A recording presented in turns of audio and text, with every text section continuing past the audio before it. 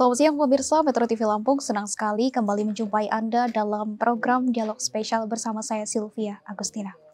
Subsektor peternakan, perkebunan, dan perikanan memberikan kontribusi yang cukup besar bagi perekonomian Kabupaten Lampung Tengah. Seperti apa kondisi subsektor ini? Saat ini saya sudah bersama dengan Kepala Dinas Peternakan, Perkebunan, dan Perikanan Kabupaten Lampung Tengah, Pak Kresna Rajasa. Selamat siang Bapak. Selamat siang, Assalamualaikum warahmatullahi taala wabarakatuh. Waalaikumsalam. Pak, bisa dijelaskan seperti apa sih kondisi subsektor kita ini, khususnya di bidang peternakan terlebih dahulu ya, kita bahas itu dulu. Baik, terima kasih. Jadi sesuai dengan peraturan Bupati nomor 26 tahun 2023 tentang susunan tugas pokok dan fungsi dinas.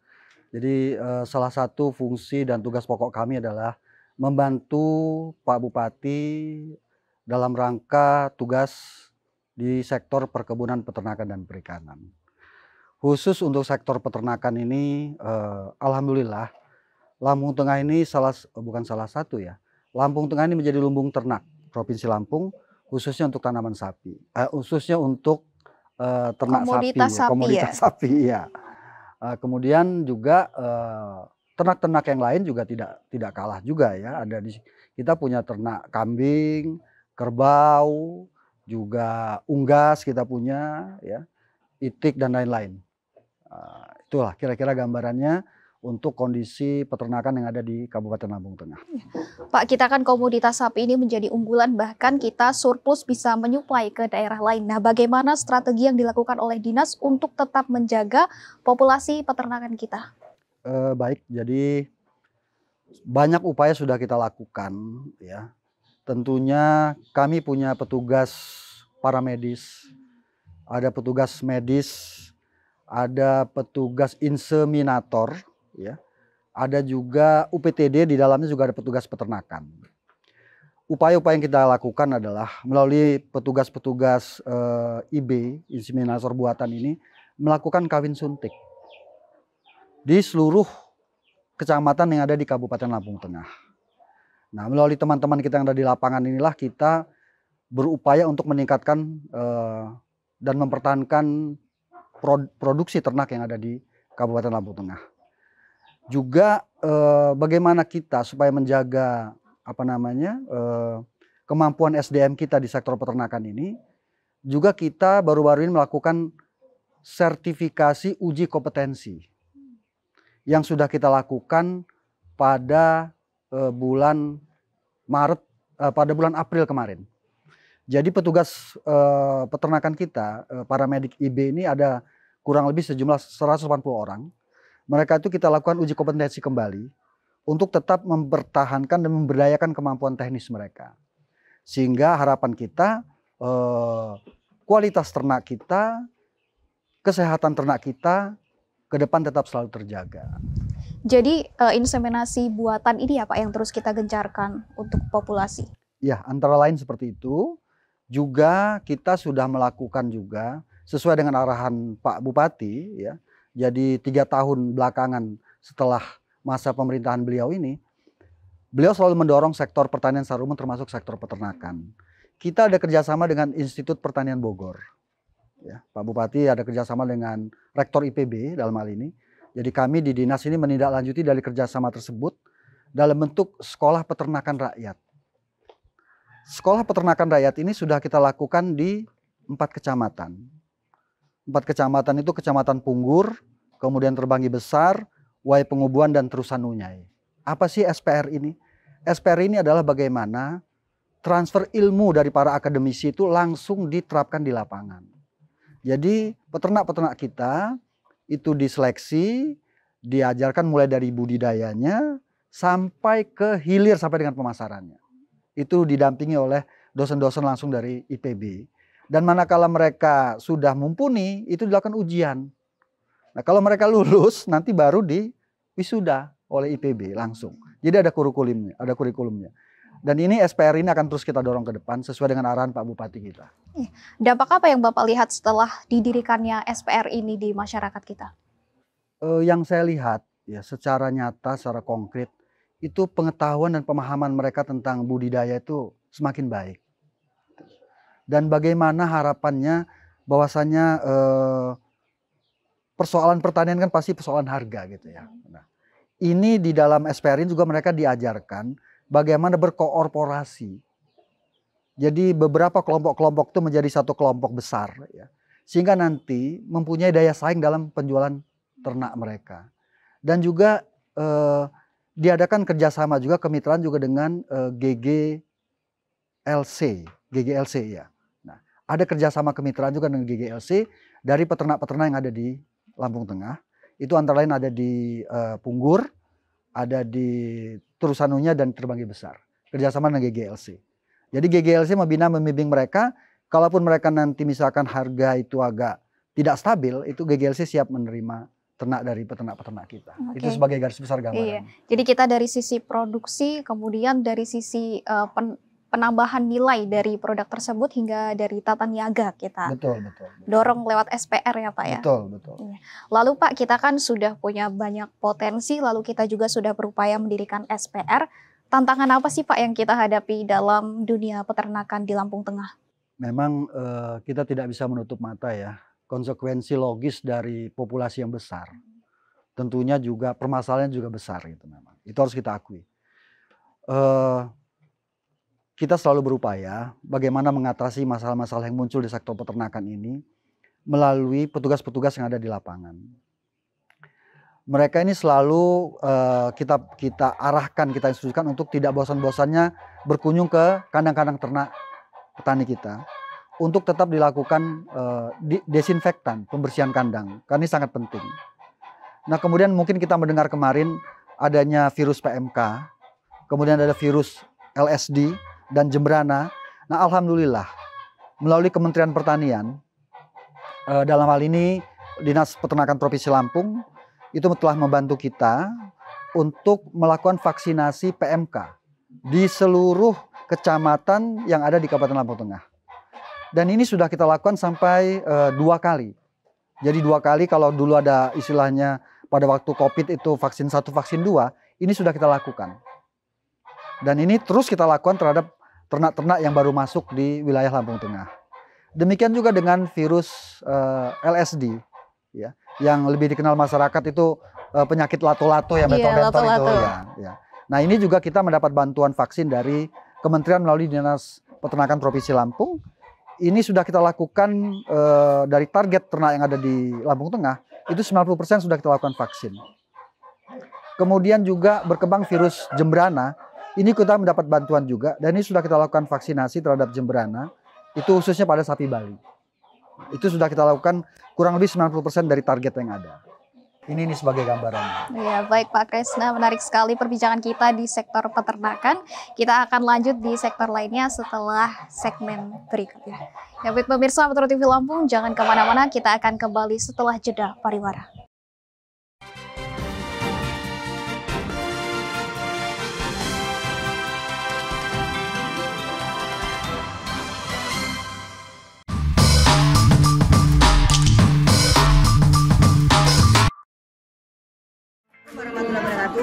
Lampung Pos sekarang mengadakan lagi reporter cilik. Ayo semua anak-anak yang ada di Bandar Lampung daftarkan pencalonan reporter cilik yang ada di Bandar Lampung supaya kalian bisa belajar gimana cara untuk berkomunikasi dengan yang lain, dan juga kalian supaya belajar juga gimana caranya bisa menjadi reporter yang benar-benar. Nah, di sini dari kota Bandar Lampung ya, Lampung Pos sudah menyiapkan audisinya. Mudah-mudahan kalian bisa mewakili Bandar Lampung, bisa menjadi reporter cilik. Selamat dan sukses.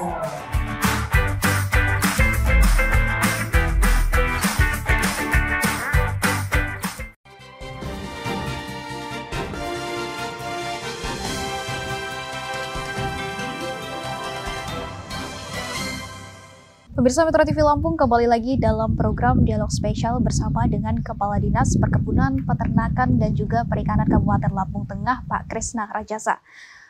Pak, kita tadi sudah berbincang mengenai dengan salah satu subsektor kita di peternakan. Kita akan lanjutkan di subsektor perkebunan. Seperti apa Pak kondisi subsektor kita ini?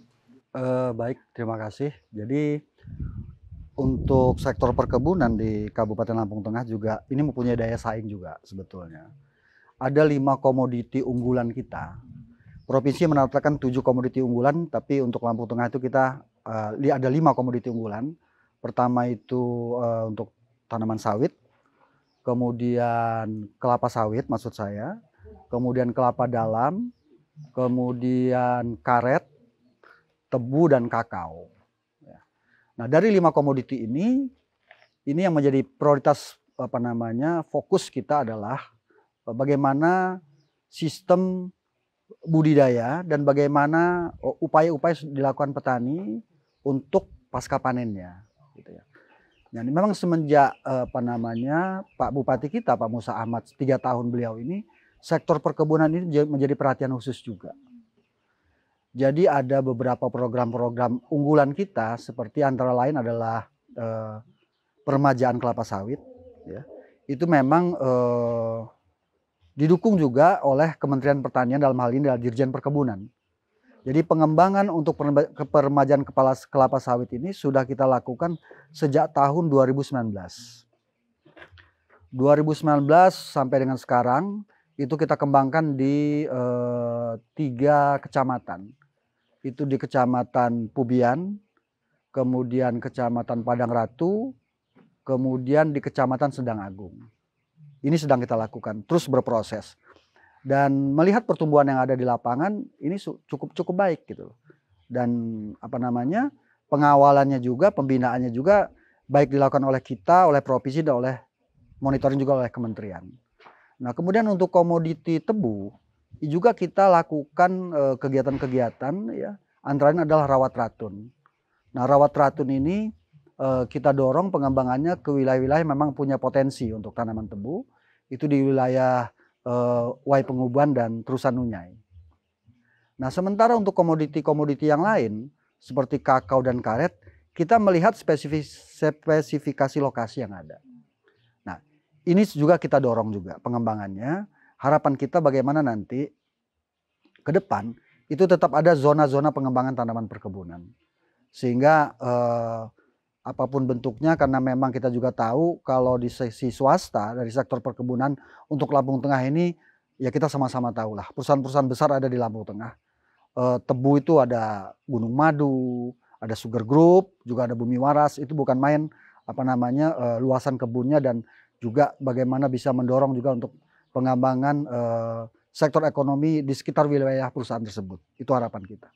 Jadi ini menjadi concern Pak Bupati kita juga untuk pengembangan sektor perkebunan di Lampung Tengah ke depan. Ya, Pak, dengan banyaknya perusahaan perkebunan di Kabupaten Lampung Tengah ini, dampaknya seperti apa untuk masyarakat kita secara ekonomi? Yang memang bisa kita lihat langsung, ya, itu dari sisi pemanfaatan tenaga kerja. Ya. Itu dari sisi pemanfaatan tenaga kerja. Artinya gini, ini pasti ada efek domino lah, ya. Kalau ada industri itu pasti ada usaha-usaha kecil di sekitar industri itu akan berkembang juga, ya. Di samping mungkin juga ada dampak-dampak sosial yang lain gitu ya. Nah, kita dorong bagaimana budidaya teknologi yang digunakan industri itu, harapan kita ke depan itu juga bisa diadopsi oleh petani-petani kebun kita gitu. Itu harapan kita. Jadi karena mereka melihat setiap hari, mungkin juga mereka bekerja di situ gitu. Harapan kita teknologi-teknologi yang mereka gunakan itu, ya mungkin tidak bisa semua lah, karena kan terbatasan sarana prasarana, ya. Tapi minimal cara mereka berbudidaya itu bisa mengadopsi teknologi yang digunakan oleh perusahaan-perusahaan besar ini. Itu harapan kita. Itu bentuk kerjasama kita dengan stakeholder ya Pak ya? Antara lain ada juga kemitraan, ya. Kemitraan tebu itu ada dengan Gunung Madu juga ada. Kemudian dengan Gula Putih Mataram juga ada. Ini kan merupakan hal yang baik untuk mendorong pertumbuhan ekonomi juga gitu. Selain kita mendukung dari sisi produksi Pak, tadi Bapak menjelaskan kita juga mendorong dari sisi hilirnya gitu. Itu seperti apa Pak? Bisa dijelaskan? Untuk sisi hilir ini sebetulnya memang ini yang sedang kita akan gagas terus ke depan, ya. Sebetulnya hilirisasi daripada produk-produk ini, ya. Seperti katakanlah kalau untuk tanaman sawit, ya. Tanaman sawit ini memang untuk kita Lampung Tengah ini pemanfaatannya saya lihat baru sebatas untuk menjadi minyak sawit memang, ya. Tapi tidak menutup kemungkinan memang ke depan ini, karena ini butuh teknologi juga soalnya hilirisasi untuk tanaman perkebunan ini. Nah, tanaman perkebunan ini kan ada tiga jenis ya. Ada tanaman tahunan, ada tanaman semusim, ada tanaman rempah-rempah, gitu loh. Jadi ini tiga jenis komoditi ini kita dorong juga. Ya kalau tanaman tahunan ya seperti tanaman sawit ya, kelapa dalam. Kalau dia tanaman semusim seperti tebu, karet ya. Nah kalau dia tanaman rempah-rempah ini seperti kopi, lada. Ini juga sedang kita dorong juga untuk pengembangan ke depannya. Jadi bagaimana nanti ke depan harapan kita ada zonasi-zonasi dari komoditi-komoditi perkebunan sehingga nanti mempunyai nilai jual yang lebih baik gitu loh. Nah, cuman memang kita tidak bisa menutup mata juga ya, artinya perusahaan-perusahaan besar di sektor perkebunan cukup banyak gitu loh. Nah, itu tadi saya kembali ke semula, harapan saya ke depan ini ada kemitraan lah dengan pekebun-pekebun di sekitar wilayah lokasi pabrik mereka. Jadi pabrik-pabrik yang ada di kita diharapkan mampu mendorong adopsi teknologi untuk para petani pekebun kita. Itu harapan kita seperti itu. Ya, oke Pak. Kita sudah berbicara terkait dengan bagaimana potensi kita, lalu bagaimana nih Pak tantangan bagi pengembangan sektor perkebunan kita? Ada beberapa hal memang ini menjadi perhatian juga ya. Teknologi dalam hal perkebunan ini menjadi kendala kita gitu loh. Karena teknologi ini juga membutuhkan sarana prasarana. Nah, inilah harapan kita ke depan. Bagaimana nanti baik dari pemerintah pusat ataupun pemerintah provinsi ini dapat mendukung ini juga. Di samping memang SDM juga tetap menjadi kendala juga ya. Cuman kalau kita bicara SDM sebenarnya terlalu klasik lah ya. Di hari seperti ini gitu ya. Nah, jadi kita mensiasati juga lah. Bagaimana nanti ada pekebun-pekebun kita ini melalui sekolah lapang ya. Ini ada yang kita ajak juga mereka meninjau ke kabupaten-kabupaten kota di Provinsi Lampung yang punya hilirisasi di sektor perkebunan. Kemarin tuh dia beberapa pekebun kita dibawa ke kabupaten lain, ada yang dibawa ke Tanggamus untuk melihat kopi, pengembangan kopi di sana ya. Ada juga yang dibawa ke Pulau Jawa juga untuk melihat teknologi-teknologi perkebunan yang ada di Pulau Jawa. Itu upaya-upaya yang kita lakukan supaya mensiasati adopsi teknologi ini. Ya, baik Pak Kresna, menarik sekali perbincangan kita terkait dengan sektor perkebunan ini. Kita akan lanjut di segmen selanjutnya. Pemirsa Metro TV Lampung, jangan kemana-mana, kita akan kembali setelah jeda pariwara.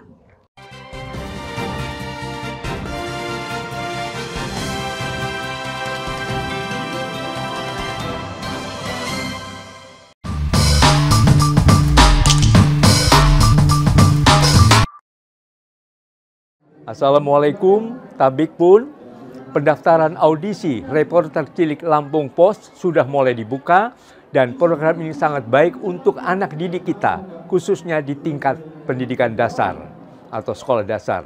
Untuk itu, saya mengajak Satuan Pendidikan Tingkat Sekolah Dasar untuk mendaftarkan peserta didiknya dan menjadi bagian dari Reporter Cilik Digital ini. Dari program ini, anak-anak kita akan diberikan kesempatan untuk bertemu dan mewawancarai secara langsung tokoh besar baik di level nasional maupun di tingkat daerah. Dan melalui program ini juga akan dilahirkan talenta muda bangsa yang cakap dan berbakat di bidang komunikasi, penyiaran, dan khususnya jurnalistik. Wassalamualaikum warahmatullahi wabarakatuh.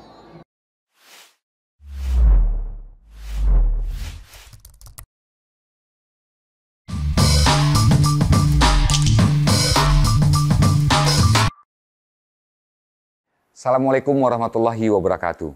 Tabik pun, pendaftaran audisi Reporter Cilik Lampung Pos sudah dibuka. Program ini sangat bagus untuk anak didik kita, khususnya di level sekolah dasar. Untuk itu, saya mengajak Satuan Pendidikan Tingkat Sekolah Dasar untuk mendaftarkan peserta didiknya dan menjadi bagian dari Reporter Cilik Digital. Dari program ini, anak-anak kita diberikan kesempatan untuk bertemu dan mewawancarai secara langsung tokoh besar, baik di level nasional dan di daerah. Melalui program ini juga akan dilahirkan talenta muda, bangsa yang cakap dan berbakat di bidang komunikasi, penyiaran, dan khususnya jurnalistik. Terima kasih. Assalamualaikum warahmatullahi wabarakatuh.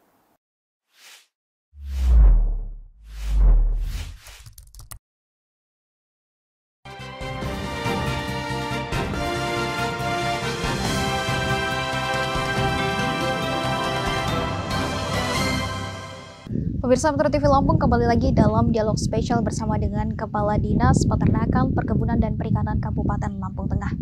Pak, di segmen ini kita akan membahas terkait dengan subsektor perikanan. Bagaimana Pak subsektor perikanan kita di Lampung Tengah? Baik, terima kasih. Jadi subsektor perikanan kita di Lampung Tengah ini sebetulnya tidak kalah juga dengan subsektor yang lain sebetulnya. Potensinya cukup besar. Kita punya perikanan budidaya, perikanan tangkap, dan pengolahan dan pemasaran. Perikanan budidaya ini yang menjadi unggulan kita adalah ikan gurami, ikan lele, dan patin. Ini menjadi unggulan. Kemudian perikanan tangkap. Perikanan tangkap ini selain yang di sungai juga, ada juga penangkapan di laut. Untuk nelayan kita, untuk nelayan laut, ini memang sebagian besar tersebar di Desa Cabang, Kecamatan Bandar Surabaya. Dan produk-produk mereka juga pemasaran juga bukan hanya Provinsi Lampung, tapi sampai di luar provinsi juga. Demikian juga pengolahan pemasaran juga banyak sudah dilakukan oleh petani-petani perikanan kita. Gitu loh.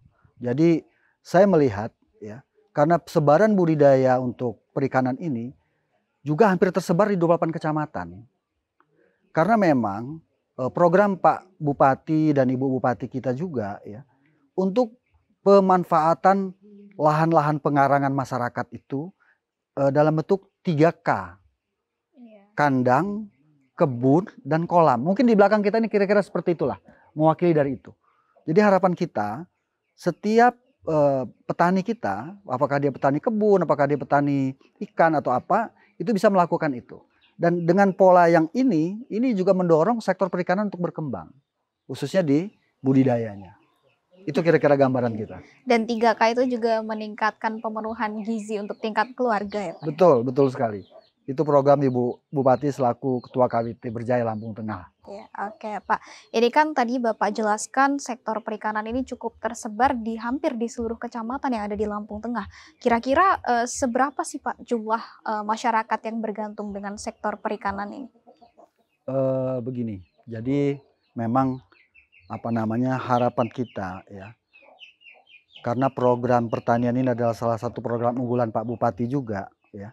Jadi harapan kita memang sektor pertanian ini, dan faktanya juga pada era COVID-19 itu sektor pertanian secara umum ini memberikan kontribusi yang besar terhadap pendapatan negara, termasuk pendapatan daerah. Nah, dengan adanya kita mendorong sektor perikanan ini kan juga meningkatkan protein dari masyarakat kita. Jadi ibaratnya harapan kita, kalau hanya untuk mengkonsumsi ikan saja, kalau memang di rumah di masing-masing petani kita ada kolam ikan, tidak usah besar-besar lah. Minimal untuk konsumsi rumah tangga sendiri kita tidak perlu beli gitu loh. Ini harapan kita. Dan ini juga kan akan mendorong istilah kalau dalam KB itu pertumbuhan yang terhambat itu stunting gitu ya. Nah, pengentasan stunting juga dengan meningkatkan gizi dan protein masyarakat. Tidak hanya karbohidrat tentunya kan, perlu ada protein, dalam hal ini adalah ikan gitu. Dan ini memberikan peluang yang besar untuk dikembangkan di Kabupaten Lampung Tengah. Jadi bukan hanya dari sisi ekonomi, tetapi juga dari pemenuhan gizi masyarakat. Betul. Ada hal yang menarik juga ya. Kita juga punya budidaya rajungan. Rajungan kita yang ada di Desa Cabang itu ada 11 unit mini plan ya, usaha rajungan. Usaha rajungan kita yang di Desa Cabang Kecamatan Bandar Surabaya ini sudah ekspor sampai ke Amerika Serikat, ekspor.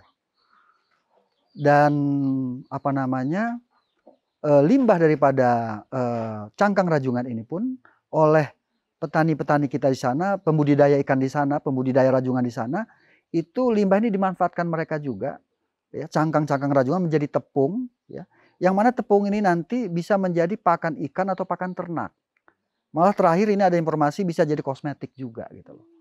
Nah, ini sektor perikanan khususnya di rajungan ini menjanjikan untuk pendapatan dan pengembangan daerah untuk lebih mendorong kesejahteraan masyarakat di wilayah Bandar Surabaya ini, memberikan peluang bagi kita sebetulnya.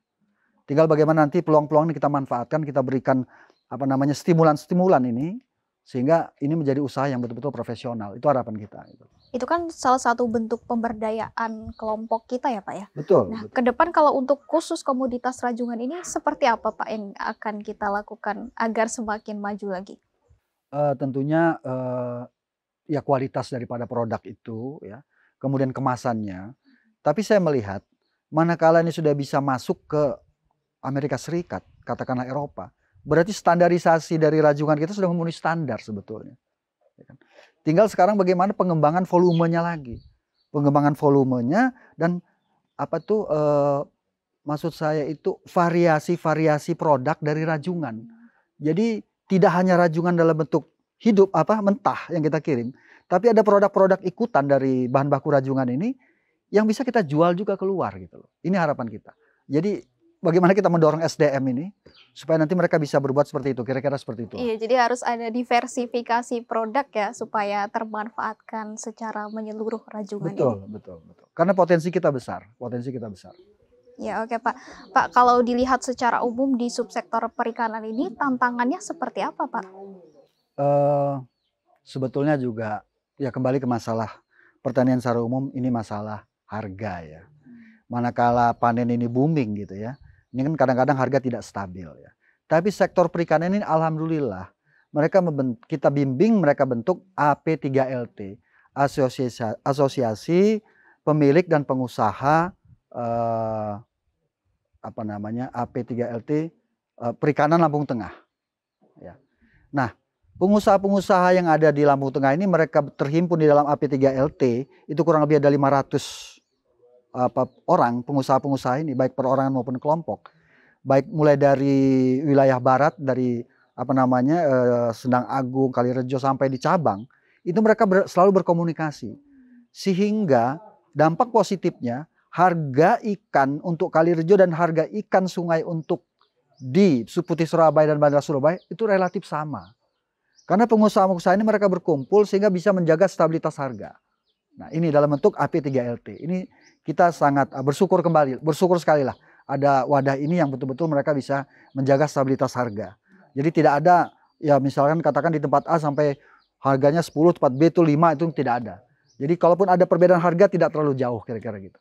Dan ini juga menjadi faktor pendorong untuk mereka selalu berbudidaya dengan baik. Gitu. Iya, jadi pembinaan kita bahkan sampai di sisi pentingnya konsolidasi supaya ada daya tawar sendiri ya untuk para pelaku usaha. Ya. Ini bisa kita lakukan untuk sektor perikanan, alhamdulillah.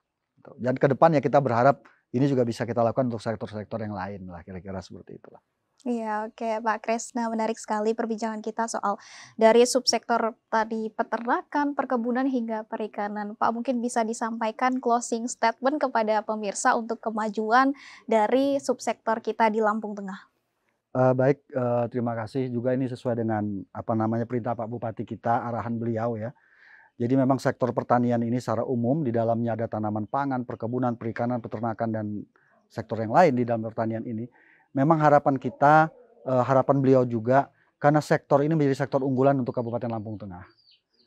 Dan juga 20% itu produksi provinsi untuk khusus tanaman padi, itu kan disupport juga dari Lampung Tengah.